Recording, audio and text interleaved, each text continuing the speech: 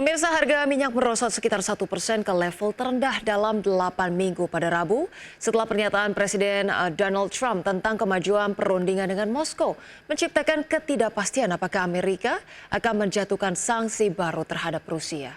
Minyak mentah berjangka Brent ditutup turun 1,1% menjadi $66,89 per barrel, sedangkan minyak mentah berjangka West Texas Intermediate menyusut 1,2% menjadi $64,36 per barrel.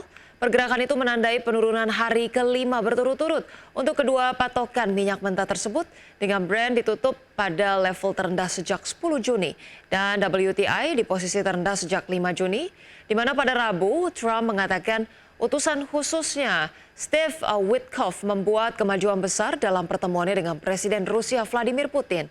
Sementara Washington melanjutkan persiapannya untuk menjatuhkan sanksi sekunder pada Jumat.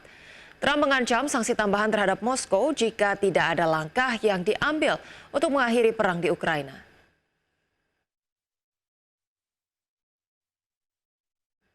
Ya, pemirsa, selanjutnya dari pergerakan bursa global, pemirsa, bursa Wall Street berakhir di zona hijau pada perdagangan Rabu dipimpin oleh Nasdaq yang melonjak lebih dari 1% seiring dengan penguatan saham Apple dan beberapa emiten menyampaikan laporan keuangan yang optimistis.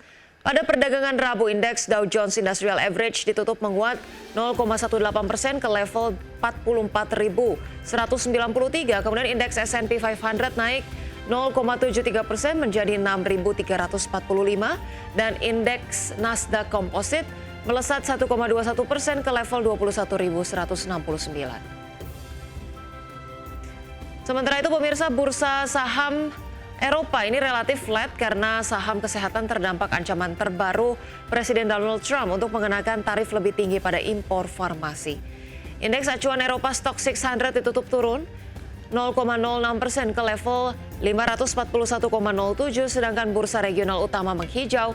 Di antaranya adalah indeks DAX Jerman yang menguat 0,33% ke posisi 23.924, kemudian indeks FTSE 100 Inggris naik 0,24% ke level 9.164.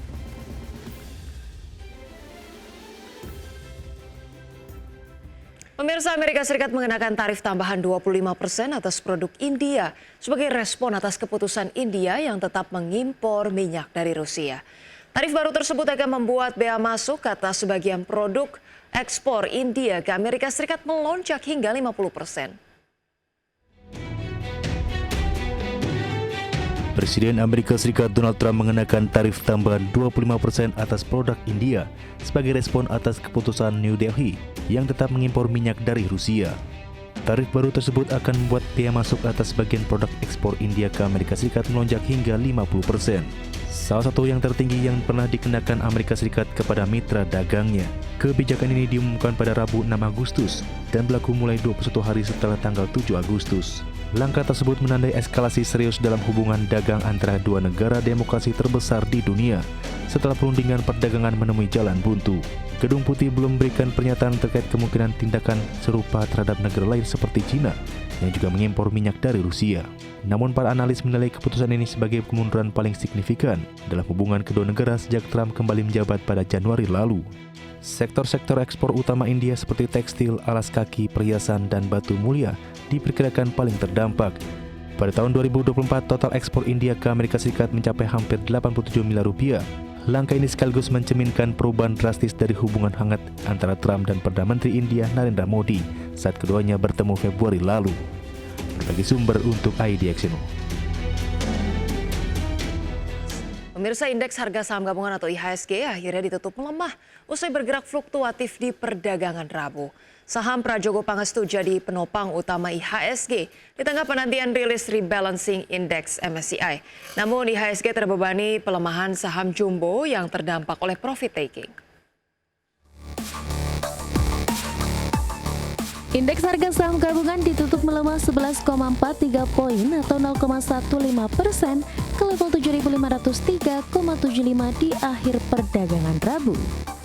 Secara intraday, IHSG cenderung bergerak fluktuasi dengan beberapa kali berbalik ke zona merah dengan intraday terendah di level 7.502 dan menguat ke intraday tertinggi di level 7.549. Indeks sektoral dengan kenaikan terbesar adalah sektor barang baku naik 1,82%, sektor perindustrian menguat 1,69%, dan sektor barang konsumen siklikal melaju 1,48%. Sedangkan indeks sektoral dengan pelemahan terdalam adalah sektor barang konsumen non siklikal turun 1,01%. Saham Brand ditutup menguat 2,12% di level Rp7.225 per saham dan menyumbang 8,53 indeks poin dan menjadi penopang utama IHSG. Lalu saham BRMS yang melesat 11,43% di level Rp468 per saham dan berkontribusi 5,15 indeks poin ke IHSG. Adapun saham-saham perbankan Big Caps berbalik melemah usai menguat dan topang IHSG di Selasa. Saham BBCA ditutup melemah 1,48% di level Rp8.300 per saham dan menyumbang 7,14 indeks poin ke pelemahan IHSG. Saham BBRI ditutup melemah 0,80% di level Rp3.710 per saham dan membebani IHSG 4,94 indeks poin. Saham BBNI ditutup melemah 2,84% di level Rp4.100 per saham dan bebani IHSG 3,91 indeks poin, dan BMRI ditutup melemah 1,05%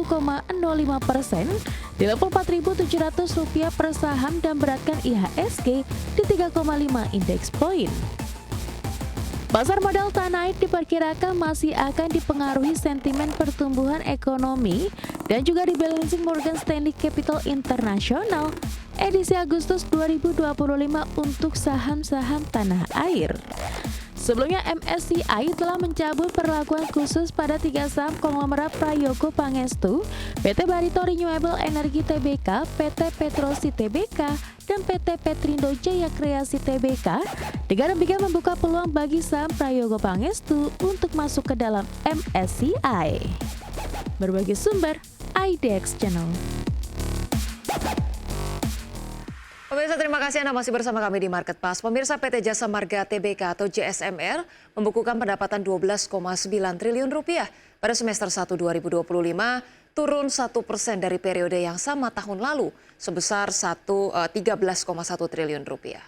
Meski demikian, segmen jalan tol masih menopang pendapatan Jasa Marga.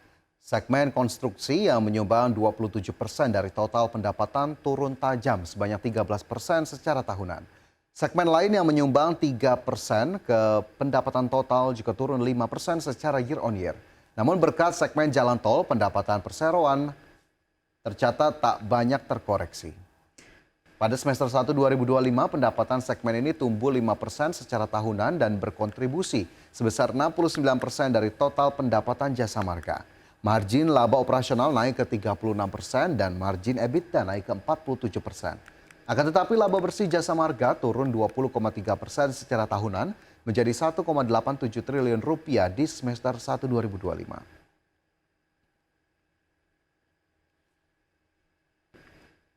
Kita ke informasi selanjutnya, pemirsa. Emiten unggas PT Java Kemfit Indonesia Tbk atau JPFA melaporkan kinerjanya lesu di sepanjang semester 1 2025. Ya, melansir laporan keuangannya, JPFA meraup laba bersih Rp1,23 triliun di 6 bulan pertama tahun 2025. Raihan itu merosot 16,42% secara year on year dari periode yang sama tahun lalu sejumlah Rp1,47 triliun. Dengan begitu, total laba per saham dasar JPFA tercatat Rp106 turun dari Rp127. Dari segi top line, pemirsa, penjualan bersih JPFA juga menyusut 0,6% secara tahunan menjadi Rp27,48 triliun di semester 1 2025 dari Rp27,64 triliun di periode yang sama sebelumnya. Penurunan pendapatan dan laba bersih Java di kuartal 2 2025 disebabkan oleh melemahnya performa top line, khususnya dari segmen commercial farm atau broiler dan day old chick atau DOC. Koreksi ini dipicu oleh turunnya harga ayam pasca lebaran serta tekanan daya beli masyarakat. Di sisi lain, kenaikan beban operasional turut memberikan tekanan tambahan terhadap laba bersih perusahaan.